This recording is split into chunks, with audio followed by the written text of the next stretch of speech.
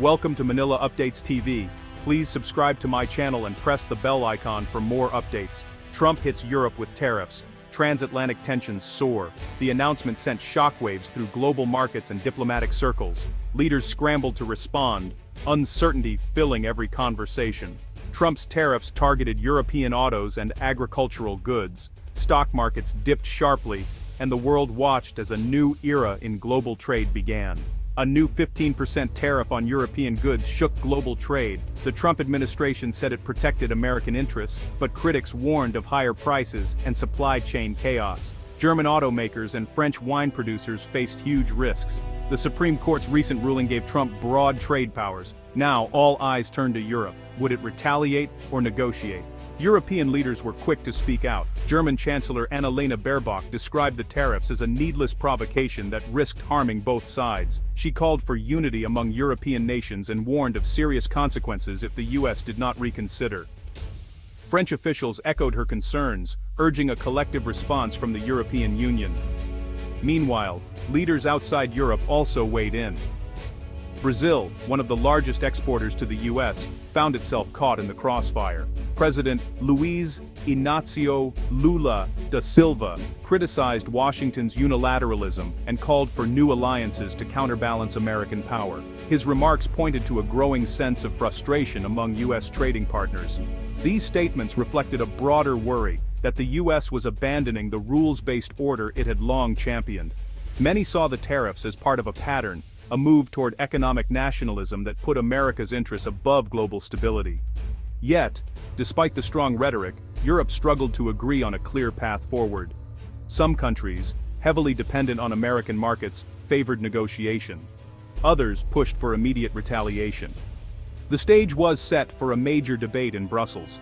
Claudia Schmucker, a leading trade analyst at the German Council on Foreign Relations, became a sought-after voice in the media storm. She argued that Europe was on the defensive and had to rethink its approach to US relations. According to Schmucker, the problem was not just the tariffs themselves, but the unpredictability of American trade policy under Trump.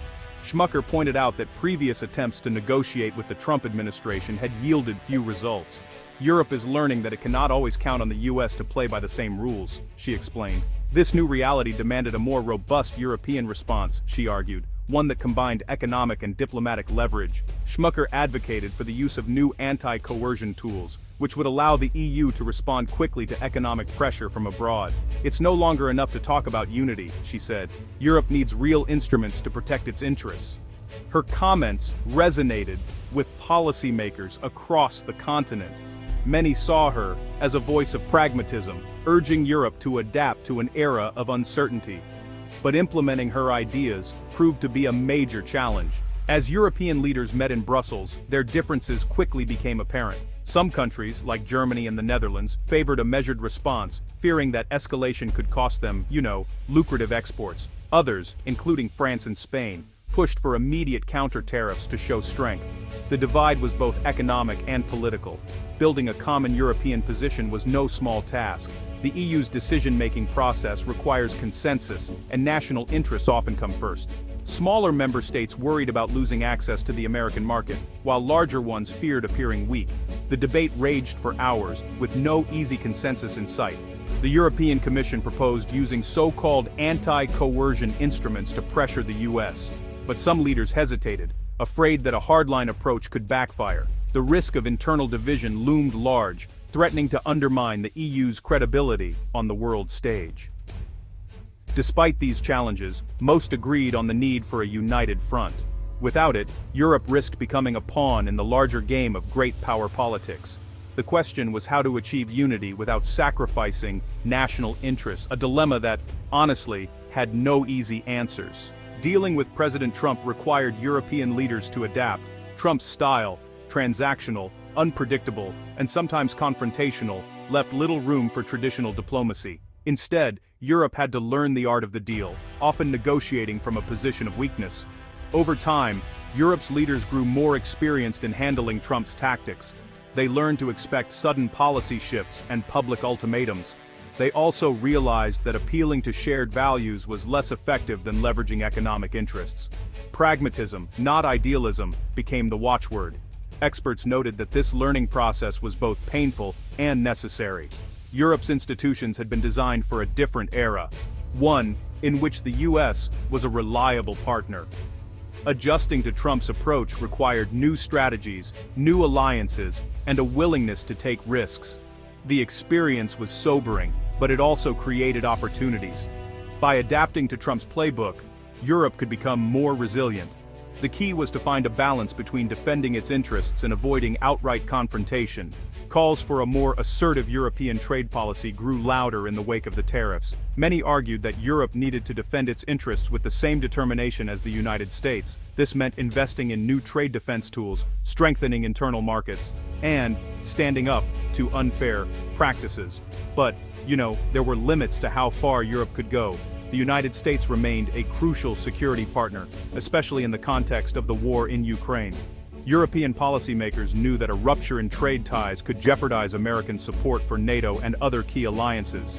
The stakes were both economic and geopolitical. Some leaders argued for a careful balance, assertive on trade, but mindful of the broader relationship.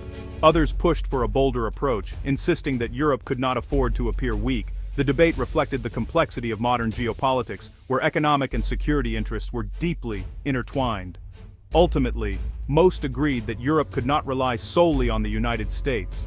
Building a more independent trade strategy became a top priority. The challenge was to assert Europe's interests without provoking a full-scale confrontation. Alberto Rizzi, a renowned trade strategist based in Milan, offered a different perspective. He argued that Europe should not just react to American tariffs, but proactively seek new opportunities. The answer is not more retaliation, Rizzi said. It's about building new partnerships and diversifying Europe's economic base. Rizzi believed that the European Union's greatest strength was its ability to adapt. He pointed to recent trade deals with Canada, Japan, and Mercosur as examples of Europe's global reach. By expanding into new markets, he argued, Europe could reduce its dependence on any single partner, including the United States. According to Rizzi, Europe's next move should be bold and forward-looking. This meant investing in innovation, opening new trade negotiations, and strengthening ties with emerging economies. Europe must show the world that it can lead, not just follow, he insisted. His views gained traction among younger policymakers, eager to chart a new course. For Rizzi, the tariff crisis was not just a challenge, but a chance to modernize Europe's trade strategy for a changing world. In response to the United States tariffs, Europe began looking beyond the Atlantic. Asian markets, especially China and India, offered new opportunities for growth. Africa, with its rapidly expanding economies, also became a focus. The goal was clear: reduce dependence on the United States, and build a more resilient trade network. Diversifying trade was not easy. European businesses faced regulatory challenges, cultural differences, and tough competition abroad. But honestly, many saw it as essential for long-term stability. The risks of relying too heavily on the American market were now obvious to all. Some experts questioned whether Europe could truly walk away from the United States market. The connections were deep, built over decades of cooperation. But even modest steps toward diversification sent a powerful message to Washington. Europe had options. This new strategy required patience and investment. It also demanded political will, as member states had to coordinate their policies. But the potential rewards, a stronger, more independent Europe, made the effort worthwhile. As the dust settled, Europe faced a critical choice. The Trump tariffs had exposed the dangers of over-reliance on any single partner. They also highlighted the need for unity, innovation, and resilience in a rapidly changing world. Europe's likely strategy would combine assertiveness with pragmatism, retaliation with negotiation. Experts agreed that the path forward would not be easy. Building a common European position would test the limits of European Union solidarity. Diversifying trade would require time and resources, and balancing economic interests with security needs, especially regarding United States support for Ukraine, would remain a complex challenge.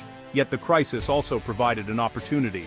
By adapting to new realities, Europe could emerge stronger and more independent.